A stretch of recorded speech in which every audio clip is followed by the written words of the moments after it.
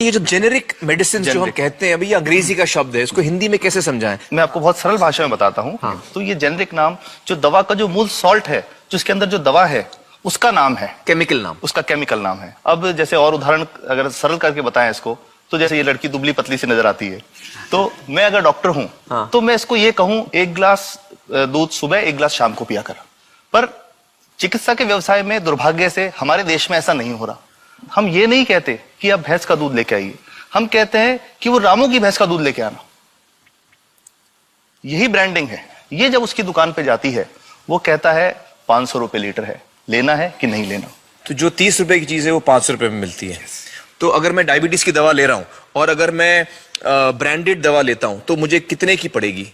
जैसे एक 117 रुपए में भी है, 117 रुपए में मिलती है। अब और अगर वही चीज हम उसके जेनेरिक मेडिसिन के नाम से लें तो वो कितने की बनती है?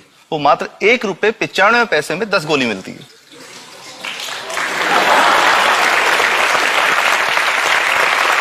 और दोनों गोलियों में कोई फर्क नहीं है किसी किस्म का? 100% समान, क्योंकि इसकी उत्पादन लागत ही इतनी है। उसका manufacturing, packaging, transport, retail margin, जो उसके मार्जिन जो हैं, जो हमारे ज्यादा वो सब मिला करके उतने की ही पड़ती है।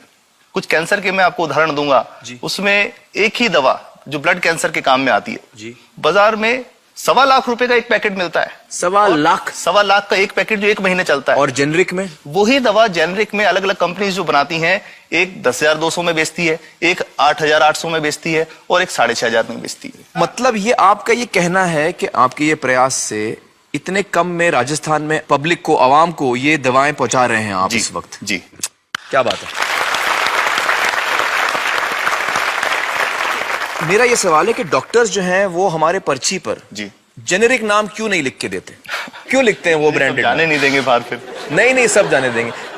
जब एक नया मेडिकल प्रैक्टिशनर जब प्रैक्टिस शुरू करता है, तो उसके पास जो कंपनी के जो मेडिकल रिप्रेजेंटेटिव्स होते हैं, सेल्स बढ़ाने का उनका काम होता है, मार्केटिंग प्रिंसिपल के हिसाब, सेल्स एजेंट होते हैं बेसिकली। फिर वो कहते हैं साहब आप हमारी जो दवा है यही लिखना, ये बहुत बेहतर दवा है, इससे मरीज ठीक होगा। और उनको डॉक्टर्स को लिखने के लिए उनको प्रेशराइज किया जाता है, उनको टेम्प्ट किया जाता है।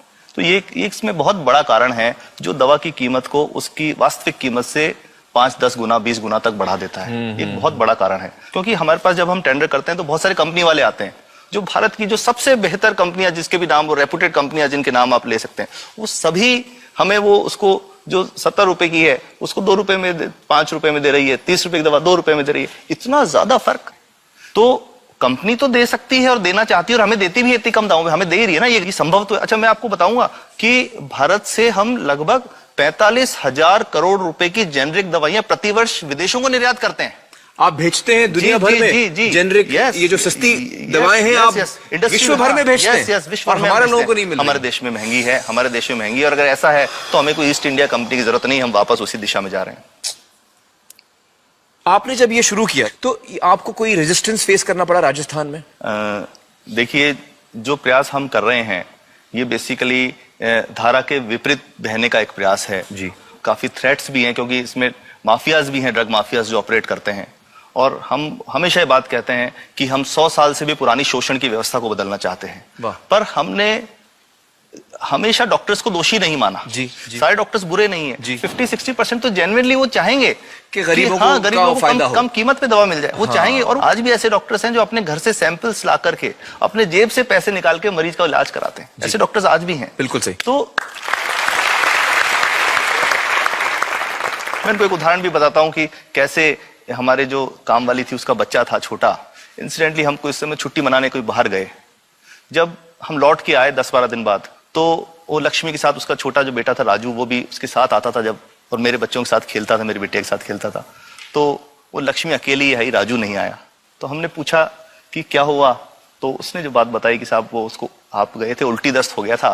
उल्टी दस्त की बीमारी के लिए वो जब दवा लेने गई तो केमिस्ट ने उसको कहा कि इसके तो 400 रुपये लगेंगे। तो उसने कहा साहब मैंने खूब मांगा, मेरे पास 400 रुपये मुझे नहीं थे, और मेरा बच्चा रात को ही उसको दस्त आते रहे, वो खत्म हो गया। और मैं आपको कहना चाहता हूं कि वो जो दवा लिखी थी कि वास्तव कीमत 1.5-2 रुपए ही है, तो वो बच्चे की जान बच सकती थी। 65 वर्ष के बाद भी अगर कोई बच्चा उल्टी दस्त से मर जाए तो मैं नहीं समझता इससे शर्मनाक बात कोई हम लोगों के लिए हो सकती है। और सबसे बड़ी बात कि इसे आसानी से बदला जा सकता है। हमें सबको एक समन्वित, एक संगठित प्रयास करने की जरूरत है। ये तो कुछ भी नहीं है, कोई नई फैक्ट्री खोलनी नहीं, कोई नई दवा नहीं बनानी, ये सब जो गलत चल रहा है इसको रोकना ही तो है। तो दोस्तों, डॉक्टर समित की बातों से हमें यह पता चला है कि दवाइयों का जो कॉस्ट होता है, जो उनको बनाने का खर्च होता है, वो बहुत ही कम होता है और हमें इन कम दामों में ये दवाइयां मिल सकती हैं अगर हमारी राज्य सरकार जेनेरिक मेडिसिन की दुकानें खोले, जैसे राजस्थान सरकार ने किया है और जिसके लिए हम उन्हें सलाम करते हैं।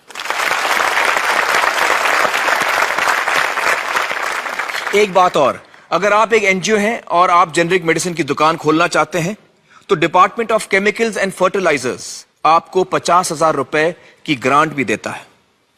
डॉक्टर समित, आपने बहुत ही बेहतरीन काम किया है और इस बहुत ही अहम मुद्दे पर रोशनी डालकर हमारी आंखें खोल दी हैं और हमारी दुआ यह है कि जो काम आपने राजस्थान में शुरू किया है वो हर राज्य में फैले, देश के कोने कोने में फैले। बहुत बहुत शुक्रिया हमारे साथ बातचीत करने का doctor Samit, thank you so much.